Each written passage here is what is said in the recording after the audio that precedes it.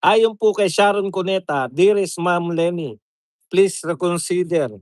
You are the one who can unite these different parties. You have proven na ipaglalaban niyo ang Pilipinas. Sana sana lang napagbigyan kayo nung 2022."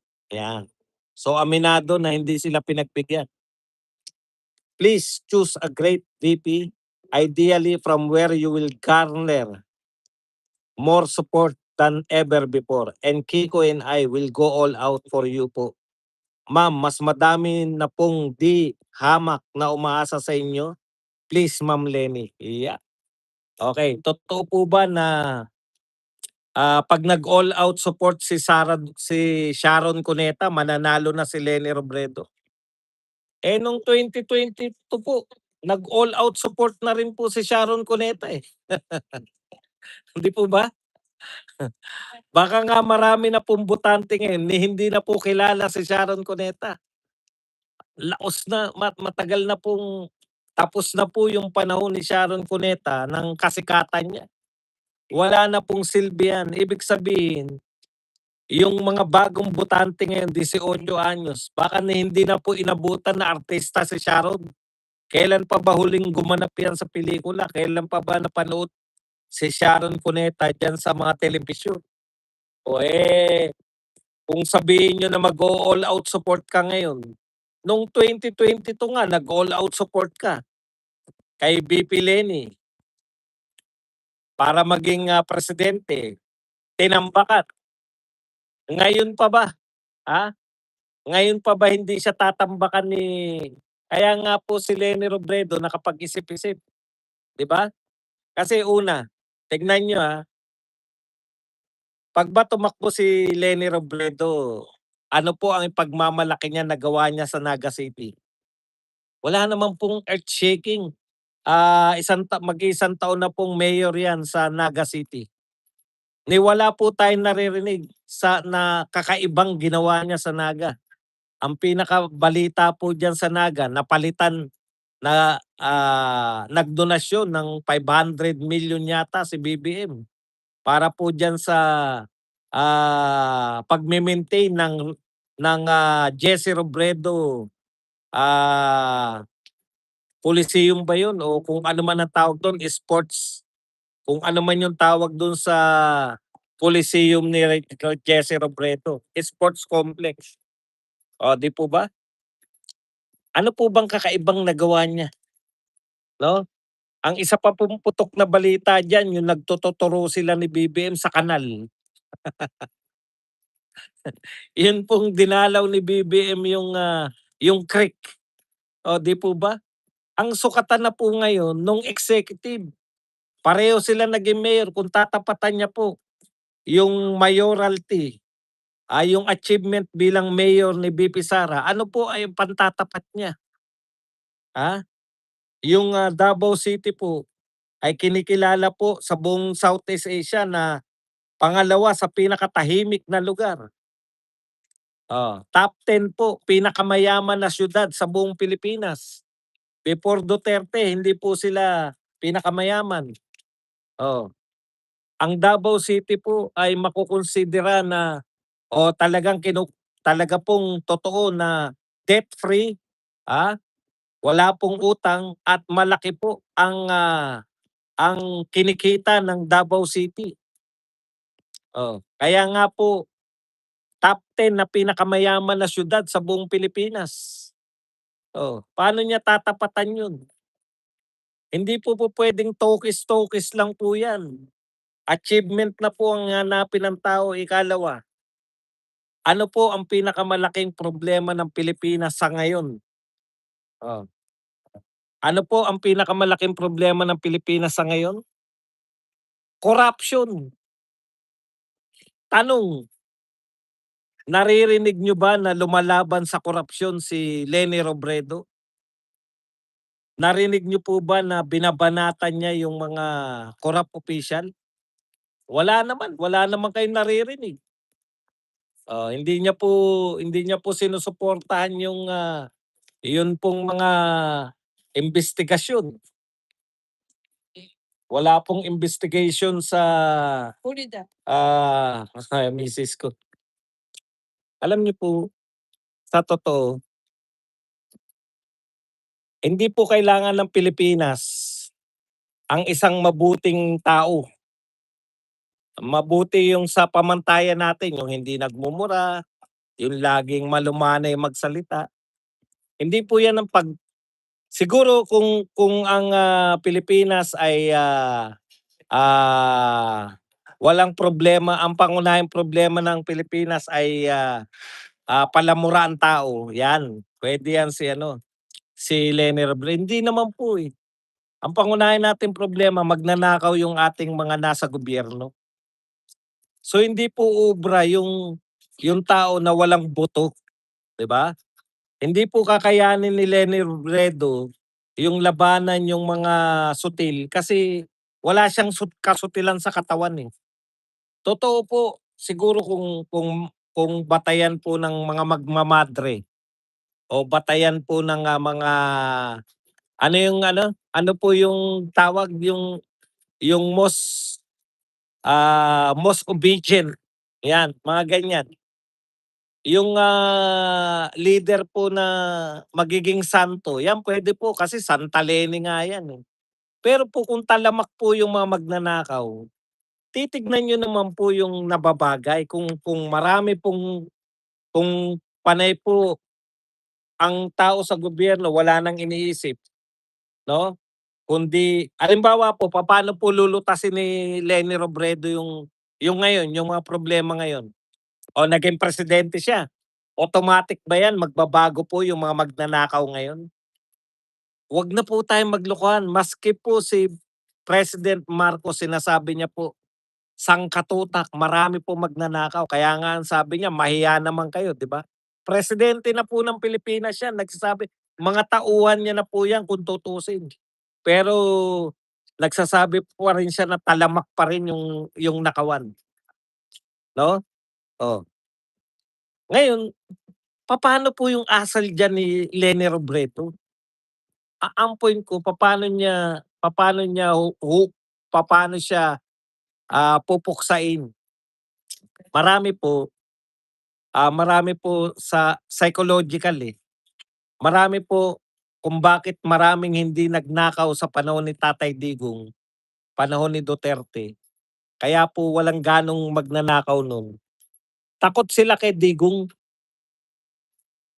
O papaano po tatakutin ni Leni Robredo yan? Tsaka mayroon po bang pronouncement si Leni Robredo na ngayon nasusugpuin niya yung mga korupsyon sa gobyerno ngayon? Wala naman. Nakita niyo ba man lang si Leni Robredo na gusto niyang halimbawa magtukuyan na tayo si Martin Romualdez po ba? O si Martin Romualdez, si BBM, Saldico. Meron na po ba kayong narinig mula kay Leni Robredo na inaway niya yung mga yan o pinagsalitaan niya, salita pa lang pinagsalitaan niya yung mga yan, si BBM, si Saldico at saka lalong-lalo na si Martin. Samantalang si VP Sara, alam na alam po natin na maya't maya po sila nagbabanatan. Nagbabanatan na sila ni BBM, tinutukoy niya si BBM na yan yung problema ng Pilipinas. Tinutukoy niya na si Martin, no? Siya nga nagbansag kay Martin na tambaluslos eh. 'Di ba? So alam mo na may gagawin si VP Sara at sa pahayag niya po, hindi niya palalagpasin yung mga pagnanakaw na ganito. Di po ba?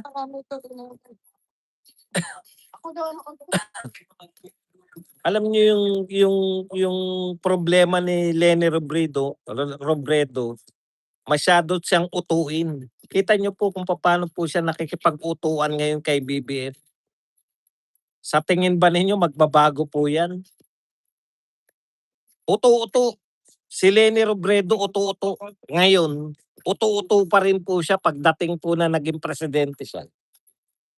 Wala nga po siyang kaplano-plano na usigin 'tong mga magnanakaw na 'to sa kasalukuyan.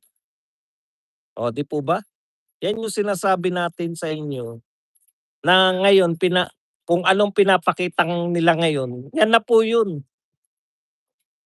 Kung ngayon po, pinapakita ng mga Dilawan at ni Leni Robredo na wala silang problema sa mga magnanakaw ngayon, ang pinoproblema nila mga Duterte pa rin. Ganyan na po yan 'pag sila po ang nakaupo.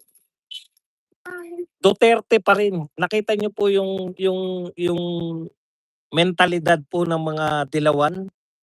'Pag may problema po ngayon sa panahon ni Marcos, ang sisi kaagad Duterte pa rin. Hindi lang po si Auntie Clara ang nagsasabi niyan.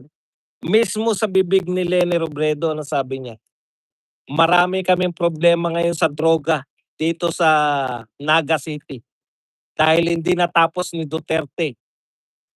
Wala pa lang nagawa yung war on drugs daw ni Duterte. Kita niyo, problema niya yung droga sa Naga ngayon, sinisisi kay Duterte. Makikita po ninyo, ganyan po yung mangyayari 'pag naging presidente po yan. Eh, si VP Sara ano po asahan natin? Bakit po pinakita na nila lahat ng masasamang trait ni VP Sara nagmumura, pinagmumura sila 'di ba, mga PI kayo. Yung tatlo po minura ni VP Sara. Paulit-ulit po yan lahat po ng social media. Inuulit-ulit po nila mga PI kayo, BBM, Martin Romualdez, Lisa Marcos. 'Pag ako natikok, meron na akong meron na akong inupahan, meron na akong kinausap para tikukin din kayo. Oh, 'di ba? Pinapakita po 'yan. Bakit po hindi nasisiraan yung mga Pilipino? Bakit po patuloy pa rin po tayo na humahanga? Kasi unconsciously 'yan yung gusto natin. Yung ipagtanggol tayo sa mga laban sa mga magnanakaw. Yung matapang, yung palamura. Kasi nangyari na sa atin 'yan, eh. Sabi nga meron pong si Atienza, kanina napanood ko. Hindi kakampi ni Digong 'to si Atienza, 'di ba si Lito Atienza dati putya kalaban pa 'yan, eh. Pero ano po sabi ni Lito Atienza, putya isang salita lang, isang mura lang ni Digong sa mga binigay niyang halimbawa yung naglalaglag ng barya sa NAIA, eh. Isang mura lang ni Digong, nawala na yung, naglalaglag ng bala pala, barya. Laglag bala. Nawala po yung laglag bala nun, isang mura lang po ni Digong. Hmm. Hindi po hindi po obra yung ganyang kabait kay Leni sa totoo lang po. Kaya kahit na anong kumbinsin niyo manalo wala rin po para niyo na po na kinikinita ang Pilipinas. Dalawa po pagpipilian niyo, si VP Sara na alam kung sinong kalaban ng mga Pilipino, tinutukoy niya, 'di ba? Tukoy niya kung sino yung mga pinuno ng mga magnanakaw sa Pilipinas. Oh, si Leni Robredo clueless, wala po siyang alam na hindi niya po nababanggit na ikaw ba naman, kilala mo na yung mga magnanakaw makikisama ka pa, iimbitahin mo pa ro'n sa lugar mo para magturo ng krek, hihingian mo pa ng pondo.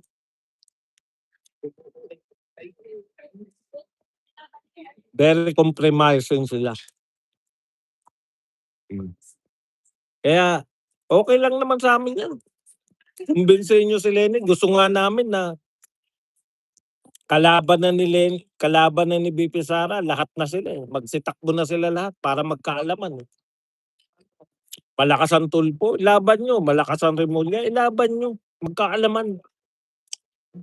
Hindi kami naniniwala diyan na lumalapit si Leni sa survey. Anong survey 'yan? Sinong nag-survey? Octa Arts? Octa Arts dancers lang 'yan, eh. Hindi naman totoong mga survey 'yan. Palpak na nga yung survey nila nung senatorial election, maniniwala pa kayo sa kanila.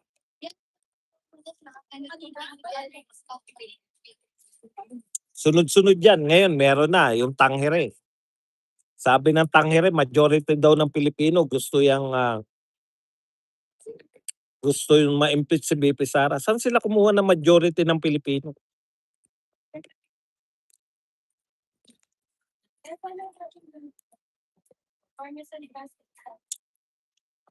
O tignan niyo po, tatakbo si Leni Robredo. I-resolba niya muna yung Bicol kasi po ang Bicol region ang isa sa pinakamahirap na rehiyon ng Pilipinas. Ang daming congressman diyan. Bukod po sa mga congressman nila normal, yung mga by district, may mga congressman pa sila na ako Saro, Bicol Saro, ako Bicol.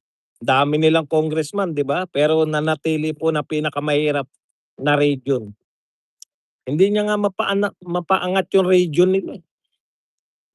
Unlike sa Davao region, umangat dahil sa Davao City. Kaya tama lang kay Leni yan para hindi siya mapahiya, 'wag na siyang tumakbo. Pero kung ipagpipilitan ng katulad nila Sharon, nila Laila de Lima, na tumakbo pa rin si Leni, okey lang din yan. Wala kayong kadala-dala, para kayong si Trillanes, takbo lang ng takbo.